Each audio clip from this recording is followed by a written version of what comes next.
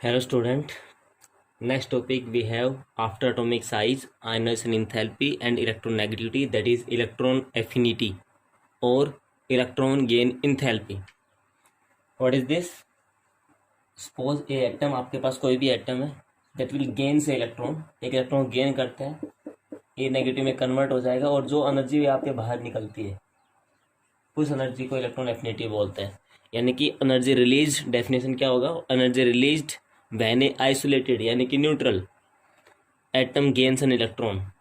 जो एनर्जी बाहर निकले कब कोई एटम इलेक्ट्रॉन गेन करेगा उसको आप क्या बोलोगे? इलेक्ट्रॉन एफिनिटी या फिर इलेक्ट्रॉन गेन इंथैल्पी। ठीक है भाई, किस में मापते हैं इसको? किलो जूल पर मोल में मापते हैं, जैसे कि हमने आयनिक इंथैल्पी को मापा था। नेगेटिव में हो तो एनर्जी रिलीज होती है, पॉजिटिव में हो तो आपके पास एनर्जी अब्जॉर्ब होती है। ठीक है, फैक्टर अफेक्टिंग, इससे पहले हम ट्रेंड्स की बात करते हैं कि ग्रुप ऑफ पीरियड में क्या वेरिएशन होगा। तो इनका ग्रुप ऑफ पीरियड में वेरिएशन बिल्कुल सेम आयनाइजेशन इंथैल्पी और इलेक्ट्रोनेगेटिविटी जैसा है, यानी कि एटॉमिक साइज के उल्टा। तो जब हम ग्रुप में चलते हैं तो आपको पता है कि जेड इफेक्टिव जो होता है उसकी वैल्यू डिक्रीज करती है।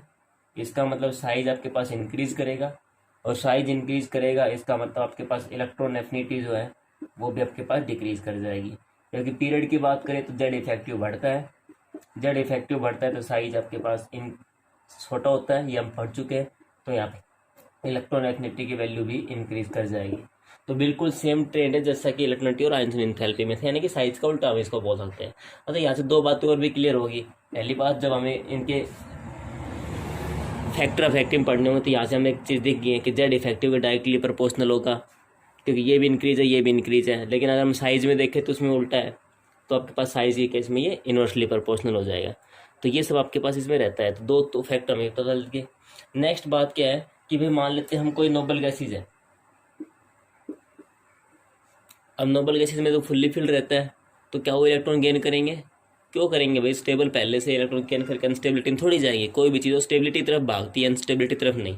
तो नोबल गैसेज जो होती है उनकी आयनिक इंथैल्पी हमने पढ़ा था बहुत हाई होती है, क्योंकि फुल्ली फिल्ड थे। तो यहाँ पे भी इनकी इलेक्ट्रॉन गेन इंथैल्पी वो भी आपके पास जीरो या फिर पॉजिटिव होगी, because they are fully filled. ठीक है भाई, तो आपके पास ऐसा देख सकते हैं। तो ये नया फैक्टर क्या आ गया कि इलेक्ट्रॉन एफिनिटी जो होती है वो किसके इनवर्सली प्रोपोर्शनल होती है? स्टेबल इलेक्ट्रॉनिक कॉन्फिगरेशन के, स्टेबल इलेक्ट्रॉनिक कॉन्फिगरेशन के इनवर्सली प्रोपोर्शनल होगी।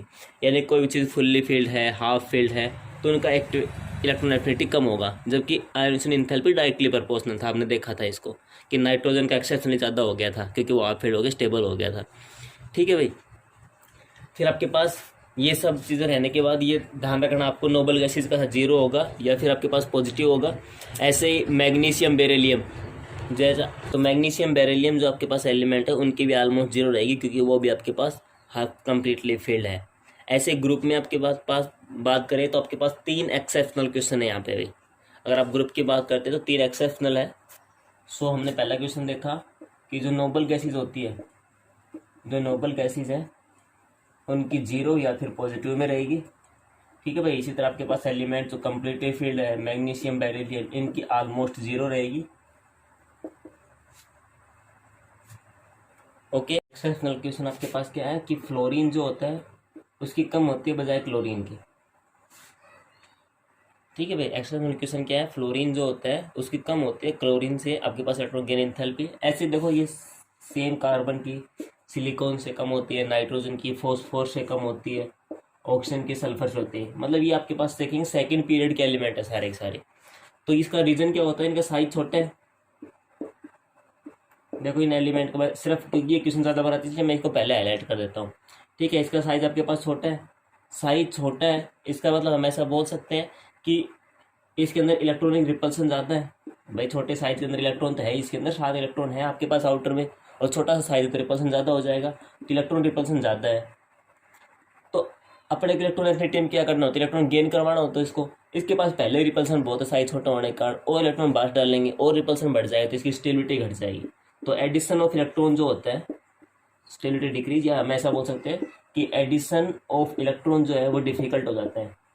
जब क्लोरीन की बात करें तो भाई साइज ज़्यादा है इसका, तो मतलब रिपल्सन कम होगा, तो इलेक्ट्रॉन आराम से ऐड कर सकते हैं, कोई रिपल्सन वहाँ पे होगा नहीं, कोई प्रॉब्लम आएगी नहीं। तो that is very important question, +2 में आपको मिलेगा कि why chlorine has more electron gain enthalpy as compare to fluorine. तो आप बोलोगे फ्लोरीन का साइज छोटा होता है, रिपल्सन ज़्यादा होने के कारण वहाँ पे इलेक्ट्रॉन को ऐड करना हमारे लिए मुश्किल हो जाता है।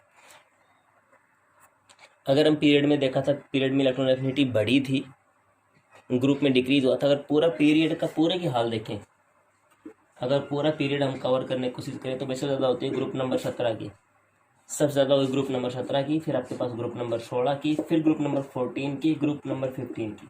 इसके वजह से समझ गया क्या होगा, हाफ फील्ड और कहानी इसकी कम हो जाती है, क्योंकि आपने देखा था इन्वर्सली प्रोपोर्शनल था। उसके बाद आएंगे आपके पास metal of first and 13 group, alkali metals होते हैं, वो ग्रुप के मेटल्स आपके पास आएंगी। फिर आपके पास मेटल आएंगी of second group, metal of second group, उसके बाद आएंगे 18 ग्रुप नोबल गैसेज। तो ये आपके पास इसका ट्रेंड रहेगा। तो ये दो आपके पास ट्रेंड लिखे हैं। ग्रुप नंबर 17 आयोडीन सबसे कम, फिर ब्रोमीन, फिर फ्लोरीन एक्सेप्शनली कम हो गए थे। एक्सेप्शनल क्वेश्चन तो एक्सेप्शनल ज़्यादा पूछ जाते हैं पेपर में। थर्ड पीरियड की बात करते हैं, भैया मैंने अभी बताया था आपको 17 ग्रुप सबसे आगे आएगा, फिर 16 आएगा, फिर 14 लिखा था, फिर 15 आपके पास, फिर फर्स्ट और 13 आपके पास आए थे, फिर सेकंड ग्रुप आपके पास आया था, नोबल गैस होगा सबसे लास्ट में आपके पास आएगा। तो ये आपके पास ध्यान रखने हैं। दो मैं पॉइंट इंपॉर्टेंट था तो आपको जो रिमेंबर रखने हैं कि जो ऑक्सीडाइजिंग प्रॉपर्टी है, ऑक्सीडाइजिंग जो प्रॉपर्टी होती है किसी भी एलिमेंट की, that will be directly proportional two electron affinity. जहाँ पे इलेक्ट्रॉन एफिनिटी ज़्यादा होगी वहाँ पे ऑक्सीडाइजिंग प्रॉपर्टी भी ज़्यादा होगी। जैसे हम बात करें फ्लोरीन की इलेक्ट्रॉन एफिनिटी ज़्यादा है, इसका मतलब फ्लोरीन ऑक्सीडाइजिंग एजेंट भी अच्छा है। नेक्स्ट बात करें तो भाई हम बोल सकते हैं reactivity of non metal, reactivity of non metals जो होगी that will also directly proportional two electron affinity, तो वो भी इलेक्ट्रॉन एफिनिटी के पास डायरेक्टली प्रोपोर्शनल रहेगी। So guys these 4 topics are very important. Size, क्योंकि बाकी सब प्रॉपर्टी भी इन्हीं पे डिपेंड करेंगे और ये आपस में भी सारी डिपेंड करती है, क्योंकि आपने पढ़ा था साइज नीचे इंक्रीज करता है, साइज नीचे इंक्रीज करता है। बाकी जो 3 प्रॉपर्टी हमारे पास आई है, इलेक्ट्रॉन एफिनिटी, आयनाइजेशन एंथैल्पी और इलेक्ट्रॉन नेगेटिविटी, सब डिक्रीज करी है।